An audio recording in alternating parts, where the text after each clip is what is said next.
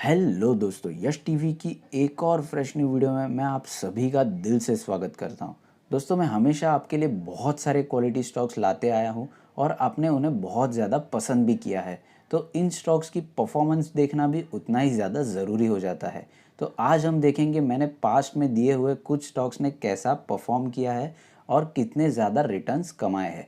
यहाँ पर कुछ स्टॉक्स ने अच्छा परफॉर्म किया है तो कुछ स्टॉक्स ने बुरा भी परफॉर्म किया है। मैं ऐसा नहीं बोलता कि मेरे सारे स्टॉक्स ने अच्छा परफॉर्म किया है, लेकिन मैंने जितने भी स्टॉक दिए हैं उनमें से ज़्यादातर स्टॉक्स ने बहुत बढ़िया परफॉर्म किया है और अच्छे खासे रिटर्न्स भी कमा कर दिए। ये सबसे ज़्यादा इम्पोर्टेंट हो जाता है। इसीलिए दोस्तों, आप सब मुझ पर ट्रस्ट करते हो और मेरी जो वीडियोस है आप रेगुलरली देखते हो। यही मेरे लिए सबसे ज़्यादा इम्पोर्टेंट है और इसी वजह से मुझे ज़्यादा से ज़्यादा मोटिवेशन मिलता है आपको ज़्यादा से ज़्यादा इन्फॉर्मेटिव वीडियोस दिलाने के लिए। तो अगर आपने मेरे चैनल यश टीवी को अभी तक सब्सक्राइब नहीं किया है तो ज़रूर सब्सक्राइब कीजिए और बेल आइकन पे हिट करना मत भूलिए, क्योंकि स्टॉक मार्केट से रिलेटेड मैं बहुत सारी इन्वेस्टमेंट आइडियाज़ यहाँ पर फ्री में देते रहता हूँ, जिसका आपको ज़रूर लाभ उठाना चाहिए।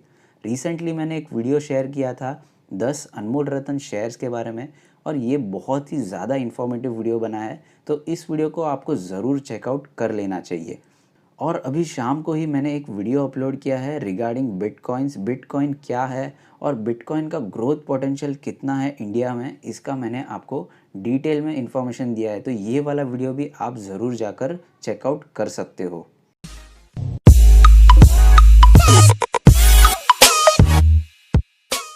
तो फिर चलिए दोस्तों, अभी बढ़ते हैं हमारे आज के टॉपिक पर। सबसे पहले हम लोग बात करेंगे गुड परफॉर्मर्स के बारे में, यानी जो स्टॉक्स ने अच्छा परफॉर्म किया है, और उसके बाद हम लोग बात करेंगे कुछ बैड परफॉर्मर्स के बारे में, जिन स्टॉक्स ने बुरा परफॉर्म किया है। तो ये बैड परफॉर्मर से हमें क्या सीखने मिल सकता है वो भी हम लोग इस वीडियो में डिस्कस करेंगे। सो चलिए दोस्तों, पहले हम लोग बात करते हैं गुड परफॉर्मर्स की लिस्ट के बारे में। हमारी लिस्ट में सबसे पहला स्टॉक है VIP industries limited. VIP industries ये बहुत ही छोटी कंपनी है, लगेज इंडस्ट्री में मोस्टली ये काम करती है और ये यही इंडस्ट्री में अपना मोनोपोली क्रिएट करना चाहती है। तो वीआईपी इंडस्ट्रीज़ ये मिस्टर राकेश झुनझुनवाला के पोर्टफोलियो का स्टॉक है और ये बहुत ही ज़्यादा अभी अंडर वैल्यूड लग रहा है। वीआईपी इंडस्ट्रीज़ में मैंने अराउंड 210 रुपीज़ पर आपको इन्फॉर्म कर दिया था और उसके बाद ये स्टॉक अभी 349 रुपीज़ पर चला गया है। तो इस स्टॉक में हमें ऑलमोस्ट 65% से भी ज़्यादा का जंप देखने मिला है, जो कि बहुत ही ज़्यादा एक्स्ट्रॉर्डिनरी है। और ये स्टॉक सिर्फ इतना ही नहीं, आगे भी अच्छा कर सकता है क्योंकि इनके फ्यूचर प्रोस्पेक्ट्स बहुत बढ़िया है। पहले कंपनी चाइना पे फुल्ली डिपेंडेंट थी, अभी आगे रॉ मटेरियल के लिए ये बांग्लादेश का भी एक ऑप्शन चूज़ कर रही है और वहाँ पे अच्छी तरह से काम कर रही है। तो फ्यूचर में ये कंपनी चाइना पे डिपेंडेंस कम करना चाहती है और बांग्लादेश के ऊपर ज़्यादा वर्कलोड बढ़ाना चाहती है, क्योंकि वहाँ पे चीप लेबर अवेलेबल है और ये कंपनी की कॉस्ट कटिंग के लिए बहुत ज़्यादा इफ़ेक्टिव हो सकता है। तो वीआईपी इंडस्ट्रीज़ के फ्यूचर प्रोस्पेक्ट्स बहुत बढ़िया है और दोस्तों ये लॉन्ग टर्म में भी आपको बहुत ही अच्छी ग्रोथ दिला सकता है। 500 रुपये का स्टॉक है और ये अभी अवेलेबल है एट अराउंड 350 रुपीज़ के लेवल पर, जो कि बहुत ही ज़्यादा अंडर वैल्यूड है और आगे चल के आपको अच्छे रिटर्न्स भी कमा कर दे सकता है। तो ये स्टॉक को आप डेफिनेटली अपनी वॉच लिस्ट में ऐड करके रखिए। दोस्तों, हमारी लिस्ट में अगला स्टॉक है पीपीएपी ऑटोमोटिव्स लिमिटेड। ये भी एक स्मॉल कैप कंपनी है और इसका अराउंड मैंने 160 रुपीज़ के लेवल पर आपको इन्फॉर्म कर दिया था और अभी ये स्टॉक चल रहा है अराउंड 272 रुपीज़ पर। यानी हमारे लेवल से ये स्टॉक ने 70% से भी ज़्यादा का जंप दिखाया है, जो कि बहुत बढ़िया बात है और ये स्टॉक अभी भी आगे और भी बढ़िया रिटर्न्स कमा कर दे सकता है। ऑटोमोटिव पार्ट्स के मैन्युफैक्चरिंग के बिजनेस में है और ये कंपनी इंडिया में एज वेल एज़ ओवरसीज़ में भी अपने पार्ट्स एक्सपोर्ट करती है। तो आगे चलकर कंपनी को अच्छा ग्रोथ मिल सकता है अगर हमारी ऑटोमोबाइल इंडस्ट्री बहुत तेज़ी से ग्रो कर जाए। तो ये स्टॉक को भी हम अपनी वॉच लिस्ट में ऐड करके रख सकते हैं। बहुत ही छोटी कंपनी है, नेग्लिजिबल इनके ऊपर डेट है और आगे चलकर कंपनी बहुत बढ़िया प्रॉफिट्स कमा सकती है। तो स्टॉक का अगर हम लोग देखें तो ये स्टॉक भी अराउंड 500 रुपीज़ के लेवल्स का स्टॉक है, जो कि अब भी मिल रहा है एट 272 रुपीज़। तो ये स्टॉक को डेफिनेटली अपनी वॉच लिस्ट में ऐड करके रख देना चाहिए। दोस्तों, हमारी लिस्ट में अगला स्टॉक है इन्फोसिस लिमिटेड। इन्फोसिस ये एक लार्ज कैप कंपनी है, इंडिया की ब्लू चिप कंपनीज में से एक है और ये आईटी सेक्टर में काम करती है। इंडिया के आईटी सेक्टर में ये सेकंड लार्जेस्ट कंपनी है और ये बहुत बढ़िया तरीके से प्रॉफिट्स भी जनरेट कर रही है। तो इन्फोसिस में मैंने अराउंड 600 रुपीज़ के लेवल्स पर आपको इन्फॉर्म कर दिया था और अभी ये स्टॉक 1100 रुपये के भी ऊपर चला गया है। यानी ये स्टॉक में हमें 87% से भी ज़्यादा रिटर्न्स मिले। ये बहुत ज़्यादा माइंड ब्लोइंग रिटर्न्स है और ये आगे चल के भी अच्छी तरह से ग्रो कर सकती है। लार्ज कैप कंपनी है और इंडिया की सेकंड लार्जेस्ट आईटी कंपनी है, ये सबसे ज़्यादा इम्पॉर्टेंट है। कोविड-19 के पीरियड में आईटी कंपनीज़ को बहुत बड़ा बूम आया है और इसका बहुत सबसे ज़्यादा लाभ ये बड़ी कंपनीज़ को हुआ है। तो आईटी कंपनीज़ का ग्रोथ प्रोस्पेक्ट बहुत बढ़िया लगता है और आगे चल के भी ये अच्छा परफॉर्म कर सकती है। अभी दोस्तों अगर आपको ये शेयर प्राइस ज़्यादा लग रहा हो तो आगे चल के जब भी ये स्टॉक का प्राइस 2000 के ऊपर चला जाएगा तब भी आपको ये स्टॉक का प्राइस कम लगने लगेगा। तो ये स्टॉक अभी अंडर वैल्यूड नहीं है, लेकिन ये आगे चल के और भी ज़्यादा ग्रोथ दिखा सकता है क्योंकि आईटी कंपनीज़ में अभी फ़िलहाल के लिए बूम चल रहा है और वो बहुत अच्छे तरीके से ग्रो कर रही है। तो इन्फोसिस लिमिटेड को भी हमें अपनी वॉच लिस्ट में ऐड करके ज़रूर रख देना चाहिए। दोस्तों हमारी गुड परफॉर्मर्स की लिस्ट में अगला स्टॉक है Adani green limited. Adani green का आपने नाम सुना ही होगा। ये स्टॉक ऑलमोस्ट 10 गुना हो चुका है from the month of February. तो ये स्टॉक ने बहुत बड़ा रनअप दिखाया है। इसके हालांकि फंडामेंटल्स मुझे इतने स्ट्रॉन्ग नहीं लगे थे, लेकिन मैंने आपको ट्रेडिंग पर्पज़ के लिए ये स्टॉक सजेस्ट किया था at the levels of 544 rupees और अभी ये स्टॉक 1080 रुपये के भी पार चला गया है। तो ये स्टॉक में हमें ऑलमोस्ट 95% के रिटर्न्स मिले हैं और ये बहुत बड़ा जंप दिखाया है इस स्टॉक ने। तो ये स्टॉक के फंडामेंटली मैं कुछ कमेंट नहीं करना चाहता, लेकिन अभी इसमें प्रॉफिट बुकिंग कर लेनी चाहिए क्योंकि ये स्टॉक का कोई भरोसा नहीं।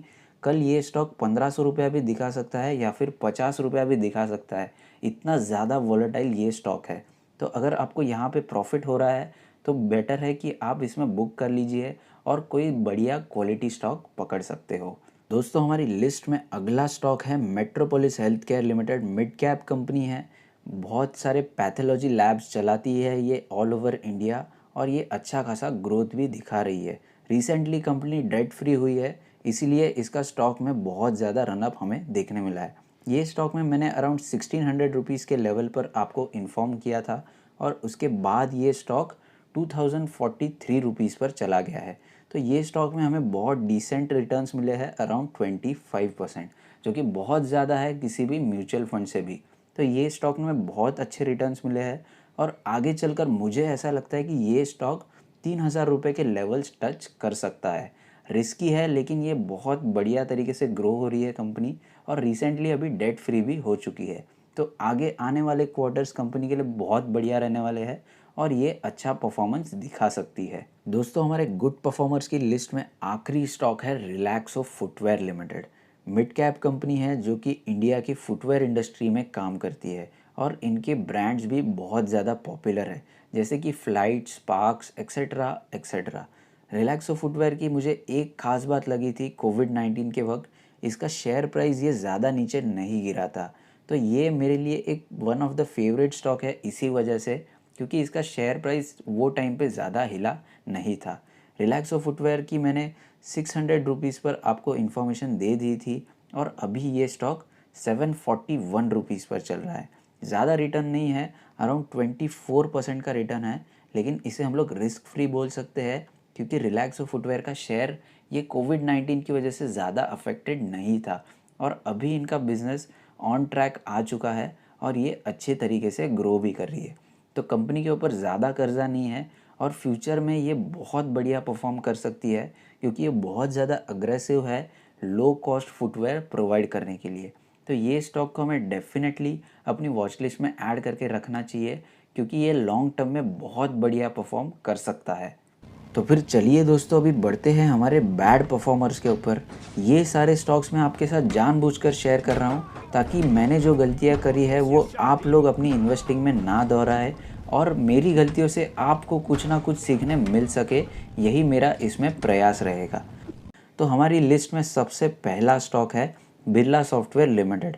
ये बहुत ही छोटी ऐसी आईटी कंपनी है जो कि various types of softwares develop करती है एज़ पर कस्टमर रिक्वायरमेंट।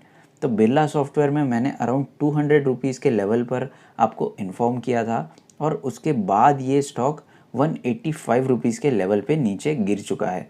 तो यहाँ पे हम लोग को ऑलमोस्ट 8 to 10% का लॉस देखने मिल रहा है, क्योंकि ये स्टॉक बहुत ही हायर वैल्यूएशन पे तभी ट्रेड कर रहा था। बिरला सॉफ्टवेयर में मैंने एक ही गलती कर दी कि ये स्टॉक 46 रुपीज़ के लेवल से 200 रुपये पर आया था। तो यहाँ पर हमें टेक्निकली इसमें एंटर नहीं करना चाहिए था, क्योंकि स्टॉक ऑलरेडी बहुत ज़्यादा भाग चुका था। नो डाउट बिरला सॉफ्टवेयर एक अच्छी कंपनी है, लेकिन स्टॉक की रैली जो है ये कहीं ना कहीं पे स्टॉप हो जाती है। तो अभी ये स्टॉक 185 रुपीज़ के लेवल पर है, इसीलिए हमें इसमें लॉस देखने मिल रहा है। लेकिन ऑल एंड ऑल ये अच्छी कंपनी है, तो अगर आपको लॉन्ग टर्म के लिए इसमें निवेश करना है तो आप ये स्टॉक को ज़रूर देख सकते हो। लेकिन इसमें हमें यहाँ पर अपॉर्चुनिटी लॉस हुआ है, क्योंकि हमें कहीं दूसरी जगह पर अच्छा अपॉर्चुनिटी मिल सकता था, जो हमने मिस कर दिया बिरला सॉफ्टवेयर की वजह से। दोस्तों, हमारे बैड परफॉर्मर्स की लिस्ट में अगला स्टॉक है जी एंटरटेनमेंट लिमिटेड। जी एंटरटेनमेंट का मेजर बिजनेस ये कम्युनिकेशन एंड ब्रॉडकास्टिंग से रिलेटेड है। कंपनी अभी एक मिड कैप कंपनी बन चुकी है। बहुत ऊपर से ये स्टॉक नीचे गिरा था और उसके बाद उसने थोड़ी रिकवरी दिखाना शुरू किया था। सो 210 रुपीज़ के लेवल पर मैंने आपको इन्फॉर्म किया था इसके बारे में, लेकिन वहाँ से ये स्टॉक वापस 190 रुपीज़ के लेवल पर गिर चुका है। तो यहाँ पे हमें 10 to 15% का लॉस हुआ है, क्योंकि स्टॉक हमारे लेवल से नीचे गिर चुका है इसी वजह से। तो जी एंटरटेनमेंट में मेरी एक गलती हो गई कि कंपनी में बहुत ज़्यादा गवर्नेंस इशू सामने आ रहे थे और वही चीज़ हमने निगलेक्ट कर दी। गवर्नेंस का सबसे मेन इशू रहता है, ये सबसे ज़्यादा इम्पॉर्टेंट रहता है। अगर कॉरपोरेट गवर्नेंस इश्यूज कंपनी में आते हैं तो वो स्टॉक से हमें दूर रहना चाहिए। यही बात मुझे जी एंटरटेनमेंट से सीखने मिली। स्टॉक ये बहुत ज़्यादा वॉलेटाइल चल रहा है, तो उसी वजह से मुझे ज़्यादा अट्रैक्शन हुआ था इसके साथ। लेकिन अभी जब भी लॉस आ गया है स्टॉक में, तो हमें समझ में आ रहा है कि ये स्टॉक से हमें दूर रहना चाहिए। दोस्तों, हमारी लिस्ट में अगला स्टॉक है रेमंड लिमिटेड। रेमंड का शेयर कोविड-19 से पहले 750 रुपये का हुआ करता था, जो कि कोविड-19 के टाइम पे 210 रुपीज़ के लेवल पे नीचे गिर चुका था और उसी वजह से ये स्टॉक एक स्मॉल कैप कंपनी बन गई। तो Raymond limited various types of businesses में है, जैसे कि textile business, retailing, real estate business, etcetera etcetera. तो रेमंड का शेयर मैंने अराउंड आपको इन्फॉर्म किया था अराउंड 298 रुपीज़ के लेवल पे, और अभी भी ये स्टॉक वही का वही चल रहा है। क्योंकि मेजर रीजंस क्या है, रेमंड के बहुत ज़्यादा डेट है, उसके बाद उनका जो रियल इस्टेट बिजनेस है वहाँ पे भी उनकी बहुत ज़्यादा इन्वेंटरीज़ है in terms of unsold properties. तो कंपनी की अनसोल्ड प्रॉपर्टीज़ बहुत ज़्यादा है और वही कंपनी के ऊपर डेट बर्डन बढ़ा रही है। तो ये स्टॉक को हमें उस वक्त नहीं लेना चाहिए था, क्योंकि कंपनी के ऊपर कर्ज़ा ज़्यादा था। भले कंपनी अंडर वैल्यूड थी, लेकिन स्टॉक के ऊपर कर्ज़ा ज़्यादा था और बिज़नेस ज़रा भी कंपनी का चल नहीं रहा था ड्यू टू कोविड-19। तो कोविड-19 का प्रेशर था, ऊपर से कंपनी के ऊपर डेट का भी बर्डन था। इसी वजह से स्टॉक ज़्यादा हिला ही नहीं है अपने इनिशियल लेवल से। तो स्टॉक में हमें दोस्तों, इस स्टॉक में मुझे लग रहा था कि अच्छा बाउंस बैक देखने मिल सकता है टिल द 500 रुपीज़ लेवल्स, लेकिन ऐसा नहीं हो पाया, क्योंकि कंपनी की बैलेंस शीट ज़्यादा स्ट्रॉन्ग नहीं लगती। भले कंपनी का बिजनेस अच्छा है, लेकिन उनकी बैलेंस शीट ज़्यादा स्ट्रॉन्ग नहीं है, इसी वजह से स्टॉक यहाँ से हिला ही नहीं है और यही हमारी बैड परफॉर्मर्स की लिस्ट में ऐड हो चुका है। तो ये स्टॉक को देख सकते हैं आगे चलकर, लेकिन मुझे लगता है कि इनका डेट बर्डन कंपनी के ऊपर काफ़ी ज़्यादा है। दोस्तों, हमारे बैड परफॉर्मर्स की लिस्ट में आखिरी स्टॉक है Finolex cables limited. Finolex cables ये केबल्स इंडस्ट्रीज़ में काम करती है, बहुत ही छोटी कंपनी है और कंपनी के ऊपर कर्जा ये काफ़ी नेग्लिजिबल है। तो कंपनी की बैलेंस शीट स्ट्रॉन्ग थी, इसीलिए मैंने इसे ऑलमोस्ट 290 रुपीज़ के लेवल पर आपको इन्फॉर्म किया था और उसके बाद ये स्टॉक ने ऑलमोस्ट 200 रुपीज़ का लेवल टच किया था। तो यहाँ पे हालांकि स्टॉक ने अब भी प्राइस रिकवर कर लिया है, लेकिन वो टाइम पे हमें ऑलमोस्ट 30% का लॉस हो रहा था। सो दोस्तों, हालांकि अभी स्टॉक प्राइस ने रिकवर कर लिया है, लेकिन अभी भी ये प्री कोविड लेवल्स पर नहीं आया है। तो मार्केट अभी ऑल टाइम हाइस पर चल रहा है और वही फिनोलेक्स केबल्स का शेयर प्राइस ये अभी तक प्री कोविड लेवल्स पर भी नहीं आया है। बाकी के स्टॉक्स बहुत ज़्यादा अच्छा परफॉर्म कर रहे हैं, तो केबल्स इंडस्ट्रीज़ में पॉलीकैब वायर्स, केईआई वायर्स सभी स्टॉक अपने हाई लेवल्स पर चल रहे हैं। और वही फिनोलेक्स केबल्स ये अभी तक प्री कोविड लेवल्स पर भी नहीं आया है। फिनोलेक्स केबल्स अपनी बैलेंस शीट से एक क्वालिटी स्टॉक लगता है और मुझे ऐसा लगता है कि आगे इसने रिकवर करना चाहिए, लेकिन इसकी मूवमेंट ये काफ़ी स्लो लग रही है। तो यहाँ पर हमारी इन्वेस्टमेंट को ज़्यादा ग्रोथ नहीं मिल सकती। आगे चलकर मिल सकती है, अगर कंपनी अच्छा परफॉर्म करे तो ज़रूर मिल सकती है। तो ये स्टॉक को हमें अपने वॉच लिस्ट में रखना चाहिए, लेकिन बहुत ही स्लो मूवर है ये स्टॉक, ये हमें अपने ध्यान में ज़रूर रखना चाहिए। तो दोस्तों आज के लिए बस इतना ही। अगर आपको वीडियो पसंद आया तो इस वीडियो को लाइक कर दीजिए, नहीं पसंद आया तो आप इस वीडियो को डिसलाइक भी कर सकते हो।